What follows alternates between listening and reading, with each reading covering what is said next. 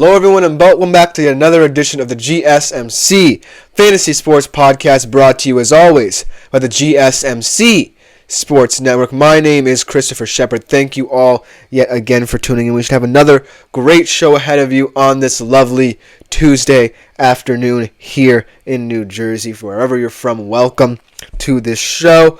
Love having your support. But to kind of go through what's going to happen today, we are going to recap last night's game between the Saints and the Chiefs, a Chiefs win. We're looking at the waiver wire in terms of next week in fantasy football. We're going to be giving you some updates on the NFL MVP odds.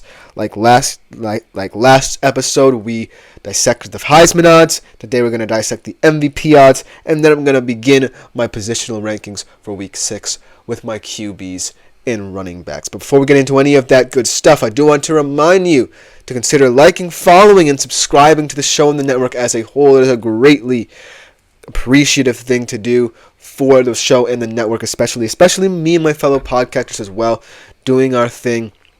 Go check them out as well. Go follow us on social media, but also, most importantly, if you want to contribute directly to this show during its duration, make yourselves available to the Super Chat, Super Thanks, and Super Stickers features here on YouTube. They're a great way to interact with the show. If you have any questions, comments, concerns, anything at all you want to leave in my comments section, you can do it in many ways. You can leave $1 tip or donation, and it will immediately pop up, and I will read it out loud on the screen, your opinion and your thoughts.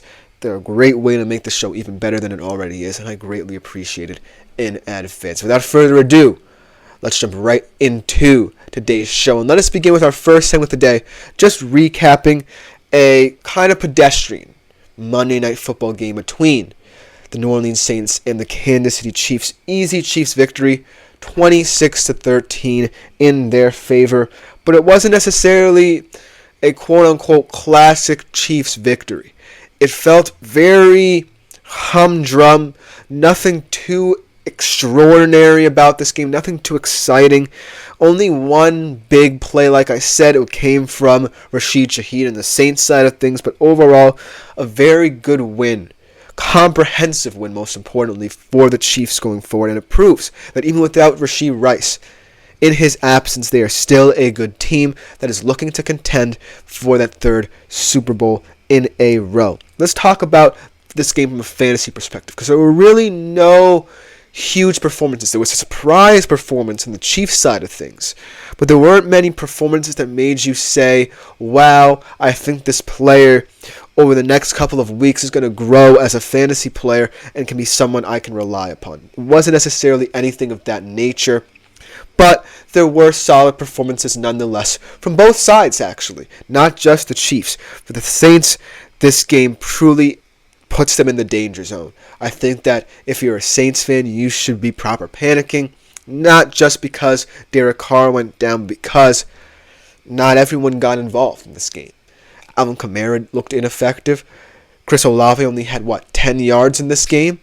It's just a very disappointing game if you're a Saints fan, and a very disappointing game if you have Saints players in your fantasy squad as well. But let's go over the positives here, because there were a couple. Let's start with Patrick Mahomes.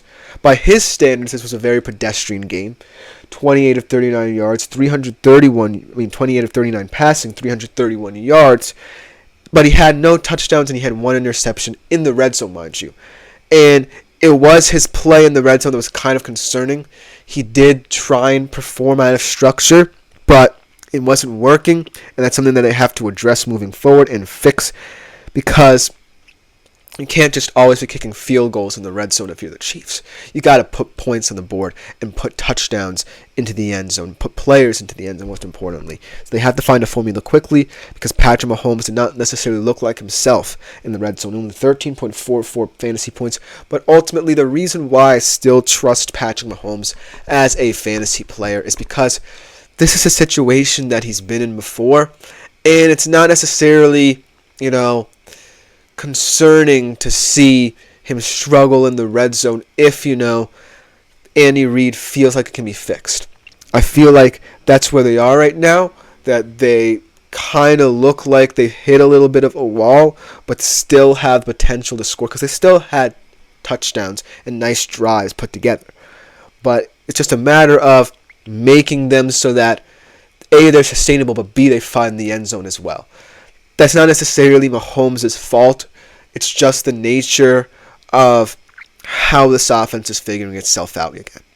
But overall, pretty solid, not necessarily extraordinary game for a guy of Patrick Mahomes' stature. But then let's go to the surprising factors of this Chiefs offense. We talked about them a little bit yesterday. I have to shout out a loyal fan of this show, loyal commenter of this show, Andre, for saying that Kareem Hunt would have a big game. I was a little bit apprehensive, a little bit skeptical about Kareem Hunt and his fit in this Chiefs offense, but he proved me wrong because I really thought the Chiefs felt like they could rotate the receivers in and out of the game as they always do, and Patrick Mahomes would just dink and dunk on the field, chip away at the Saints defense. But no, Kareem Hunt had 27 carries in this game. That's a large amount of carries for a player like Kareem Hunt, who's more so known for his ability to kind of wear defenses down and not known for the explosive play. But that's exactly what he did. He wore the Saints defense down, and in that way, they were able to sustain drives for longer than, if Patrick Mahomes just tried to chip away at the Saints defense. Because while that worked to some degree for Patrick Mahomes, it didn't necessarily equate to touchdown drives. It kind of stalled out in the red zone, and thus they didn't put up as many points as they could have. If Kareem Hunt had gotten the ball, say 35 times, perhaps we're looking at a bigger margin of victory for Kansas City here. 27 carries, though, for 102 yards and 1 touchdown for Kareem Hunt, for a total of 18.7 fantasy points. I think he is someone who could potentially be a waiver wire pick, and we'll talk about some other backup options at the running back position in my waiver wire segment. But for the most part, I feel like Kareem Hunt, at least is showing the Chiefs that he can be someone who they can rely upon in certain situations. Because let's say that Chiefs are going to be a little bit more stagnant in the red zone. They're going to have to find ways to fix that and find ways to overcome those situations. So Kareem Hunt could be a huge part of that. And if not, then at the very least, he's someone who can allow Patrick Mahomes to be comfortable in terms of how heavy the rotation of wide receivers can be. Because if Mahomes doesn't trust the receivers out there, that's one thing. But it's quite another when, they can't necessarily generate anything. So at least, if Mahomes' dink and dunk chip away approach gets him into the red zone, then you can have Kareem Hunt to kind of finish the job. And so it alleviates some of the burden on Mahomes, and it also varies the Chiefs' offense enough to not make it too one-dimensional. So Kareem Hunt, that's a very notable fantasy performance for him if you're looking for someone as a kind of backup option at the running back position. Then the big surprise of the night on the Chiefs side of things, how about Juju Smith-Schuster? 7 receptions, 130 yards for a grand total of 20 fantasy points. Not a bad day at the office for Mr. Smith-Schuster.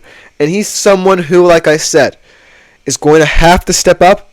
And not for nothing, he is familiar with this Chiefs offense to some degree because he was there a couple of years ago, helped them in their Super Bowl run against the Eagles, and ultimately, was one of those receivers who isn't necessarily anything special, but is a great complementary piece to what this offense is trying to do. If, say, Xavier Worthy is going to be the guy who's either going to be your gadget play guy who's going on end arounds, who's trying to get deep shots into the end zone, maybe draw some penalties like we saw last night. And Travis Kelce's just going to be the reliable guy who just finds the soft spot in the coverage, exploits it as always, and Mahomes will try and find him. Then Juju can just be the guy who just has to get open. Because if Worthy's going deep, it draws attention to him. And if Kelce, is just trying to be his Kelce self, using his IQ to get open, then that's positive as well because he can find the soft spot. But then you have to account for Juju Smith-Schuster because while he's not, the most special route runner, the most special speed guy, he combines those traits pretty well so that he can be effective when, both those options are limited. So therefore, this performance, I don't necessarily think in a fantasy perspective and fantasy terms, it was something worthwhile, because now I feel like the Chiefs have diagnosed their issues, and it's not just going to be, one guy carrying the load.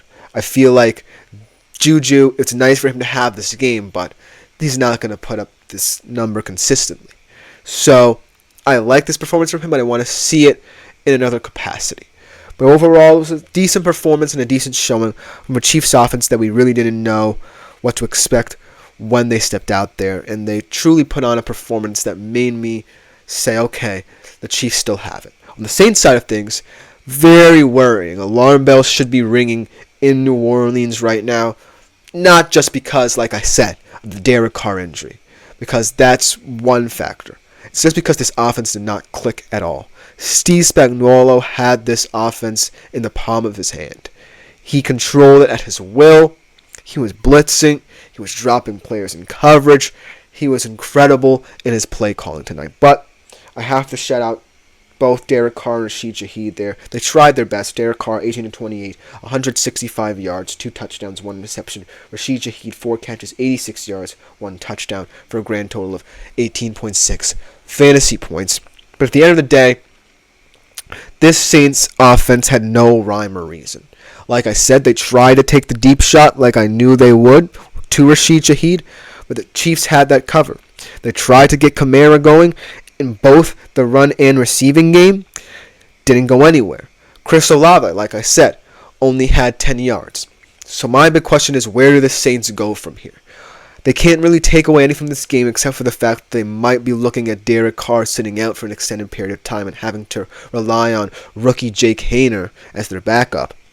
But at the end of the day, the thing about the Saints is that if you look at their offense, right, it can be successful like we saw it in weeks 1 and 2. But now, I feel like the problem is it's getting a little bit too anticipatory. It's not necessarily reactionary like it was. Like Derek Carr picking and choosing what he wanted to do, and Alvin Kamara just getting involved very heavily in this game. It's not, like seeing and diagnosing defensive coverages and picking them apart at will.